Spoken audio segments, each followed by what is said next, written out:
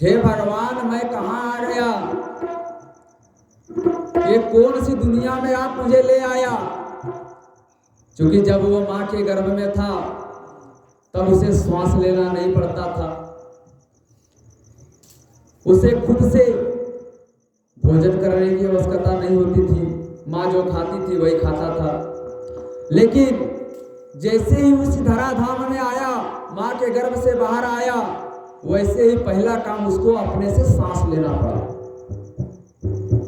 और इसलिए वो कहता है प्रभु कहाँ भेज दिया तुम मुझको।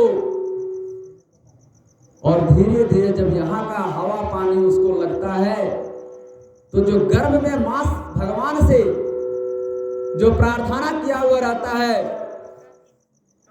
जो प्रतिज्ञा किया हुआ रहता है कि हे भगवान मैं जब गर्भ से बाहर आऊंगा तो मैं कोई काम नहीं करूंगा, सिर्फ आपका नाम लूंगा, सिर्फ भक्ति करूंगा, बाकी कोई काम नहीं करूंगा। लेकिन जैसे यहाँ मृत्युलोक में पहुंचता है उसके बाद सब कुछ भूल जाता है। जैसे जैसे बड़ा होता है वैसे वैसे वो यहाँ का वातावरण में भूल जाता है और भगवान का किया हुआ बात को भूल जाता है। और कहता है जैसे देखिएगा जब बच्चा 1 महीना 2 महीना का 3 महीना का होता है तो कभी कभी हंसता भी है, कभी कभी रोता भी है। तो हम सभी क्या समझते हैं, हमको देख के हंस रहा है, पापा को देखा इसीलिए हंस रहा है, मम्मी को देखा इसीलिए हंस रहा है। अरे भैया उसको क्या पता है कौन पापा है कौन मम्मी है। वो पूर्व जन्म की बात को याद करता है कि मैंने पूर्व जन्म में फलाना जगह गया था, फलाना बात को याद करके वो हंसता है। और जब कष्ट होता है उस कष्ट को सोचकर वहां पे रोता है। पर हम और आप उस माया में मोहित होते हैं।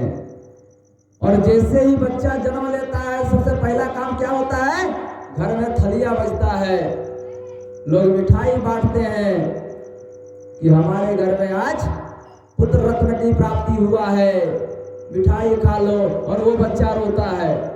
क्यों रोता है, ये भगवान फिर वही भेज दिए जहां से गए थे। और वही जीव जब बुढ़ापा होकर इस धराधाम को छोड़कर जाने लगता है, कष्ट तो होता है मरने में, लेकिन भगवान को कहता है भगवान जल्दी ले चलो, इस मृत्यु लोक में अब नहीं रहना चाहते हैं। उस समय हम लोग रोते हैं। क्यों रोते हैं? एक गांव में एक बात है, एक लड़का था तो उसके पिताजी की मृत्यु हो गई।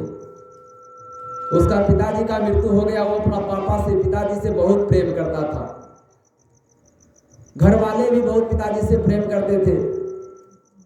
लेकिन प्रेम उसका कुछ दिखावा था। इसलिए दिखावा था क्योंकि पिताजी का सर्विस था, वेतन मिलता था 60,000 रुपया पेंशन। बेटा बोला अगर पिताजी तुम 2-4-5 साल और जी जाते तो 60,000 का पेंशन आता। तो उसी गांव में 2-4 साधु आए थे और वो साधु कह रहे थे कि हम जीने का तरीका बता देते हैं, मरने वालों को मोक्ष दिला देते हैं। इस प्रकार की बातें वो लोग कर रहे थे। ये लड़का सुना, भाई साधु बाबा थोड़ा इधर सुनिए, आप कहते हैं कि जीने का तरीका बता देते हैं, जीने सिखा देते हैं, जीवित कर देते हैं।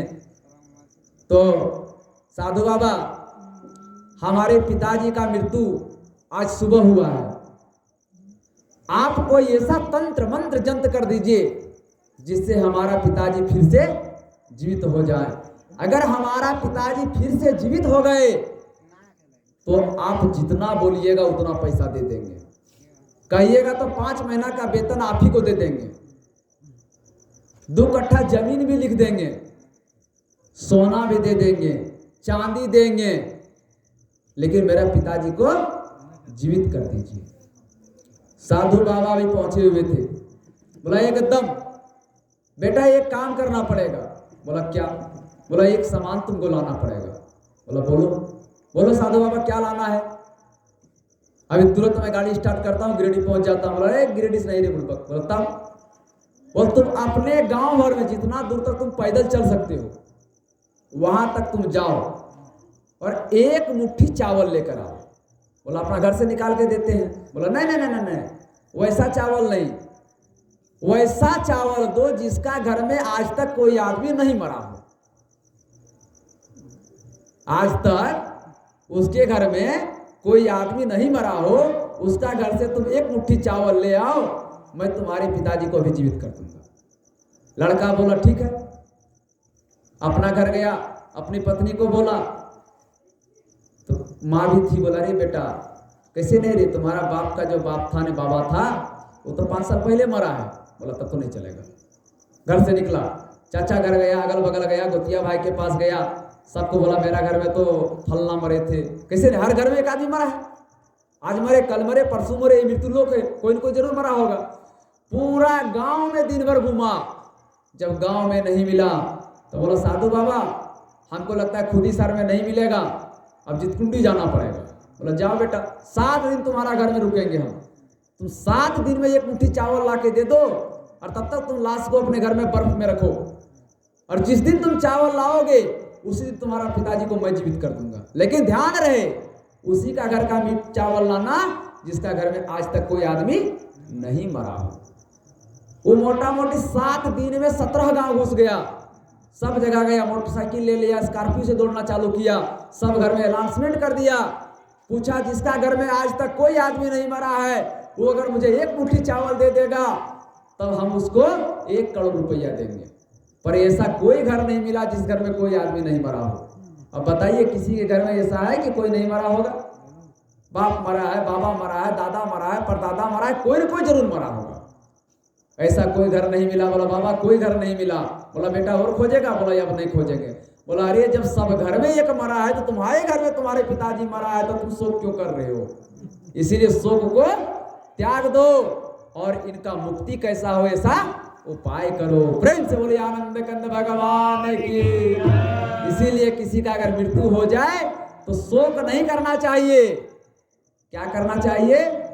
उनका मुक्ति कैसा हो ऐसा उद्देश्य उद्योग करना चाहिए, ऐसा हम लोग को उपाय करना चाहिए।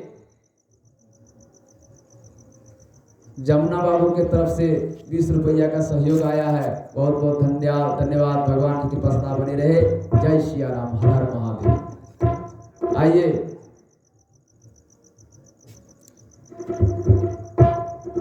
तो भगवान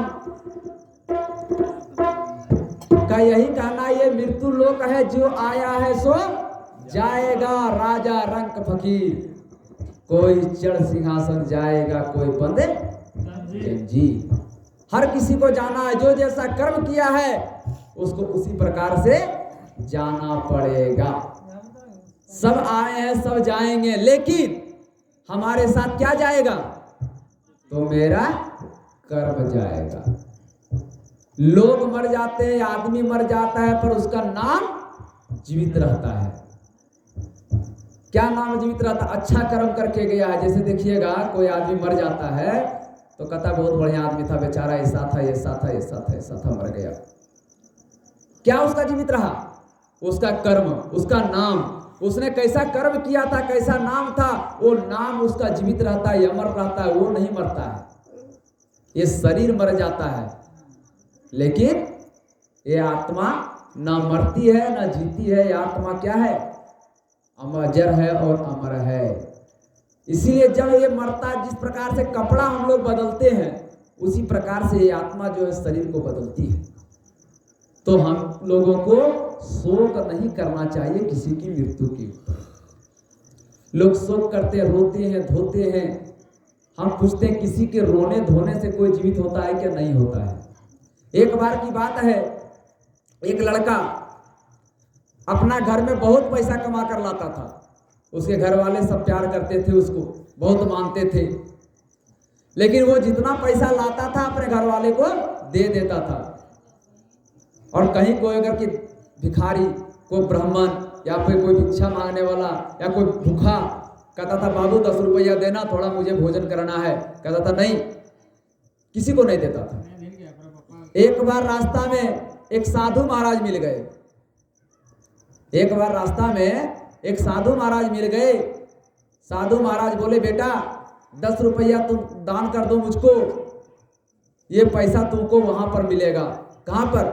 जब तुम मर के जाओगे वहां पर हम इस पैसे से जाकर के एक मंदिर में पोचाड़ा कर रहे हैं, उसी में इस पैसे को लगाऊंगा। लड़का बोला पागल हो क्या, मैं इस पैसा को अपने घर परिवार वाले के लिए ले जा रहा हूं, तुमको देने के लिए नहीं है। तो साधु बाबा भी बहुत जिद्दी थे। साधु बाबा बोले क्या तुम इतना जो झूठ बोलते हो या इतना परिश्रम करते हो, इतना पैसा कमाते हो, इस पैसे को ले जाकर तुम घर वाले को देते हो, और तुम जो पैसा कमाते हो तो सत्कर्म करके तुम कमा नहीं रहे हो, झूठ मूठ इधर उधर लंफत करके कर रहे हो घर परिवार के लिए। क्या तुम्हारा घर परिवार वाले भी तुमसे उतना प्यार करते हैं? बोला एकदम, हमारा घर परिवार का लोग हमारे लिए जान दे देगा। बोला आज ही परीक्षा ले लो जाकर के। बोला क्या करना है पंडित जी? बोला तुम घर जाना और घर में जाके 2 मिनट या 1 मिनट के लिए सांस बंद कर देना, बस हम तब तक पहुंच जाएंगे, परीक्षा हो जाएगी। लड़का गया, पैर हाथ धोया और बोला हमको अच्छा नहीं बुझा रहा है, इतना कहके खाट पर सो गया। 1 मिनट के लिए सांस को बंद कर दिया। लोग आकर देखने लगे क्या हुआ क्या हुआ। तब तक साधु बाबा भी पहुंच जाते हैं। हर हर बम बम महादेव शंकर। एक निकला, बोला बाबा आइए आइए बाबा, बड़ी संजोग से आ गए हैं, मेरा बेटा को देखिए क्या हो गया। तुरंत आया, उधर से हाथ मुंह धोया, क्या हो गया। साधु महाराज तो सब जानते थे कि मेरा ही बताया हुआ है। साधु महाराज गए, हाथ पकड़े, बोला ये तो मर गया। पूरा परिवार रोने लगा, उसकी पत्नी रोने लगी, मां रोने लगी, घर परिवार रोने लगा। बोला ए सुनिए, रोइए मत, अगर ये मर गया तो इसको जीवित भी हम कर देंगे, क्योंकि मरा था नहीं, वो तो बहाना किया, साधु बाबा जान रहे हैं। बोला तब क्या करना पड़ेगा? बोला सुनो, आप लोग इतना रो क्यों रहे हो, उससे पहले बताओ। बोले एक ही बेटा था, ये बोला मेरा पति थे, बोला मेरा भाई है।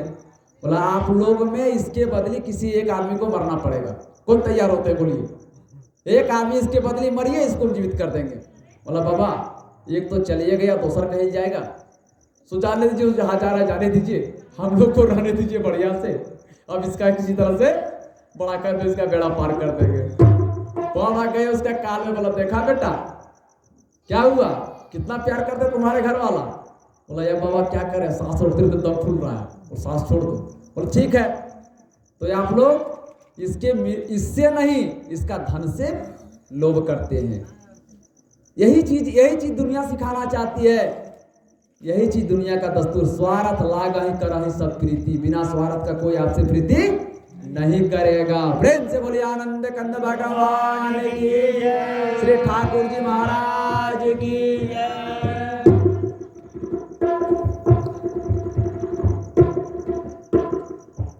दुनिया में देव हजारों हैं, बजरंग बली का क्या कहना। दुनिया में देव हजारों हैं, बजरंग बली तेरा क्या कहना। दुनिया में देव हजारों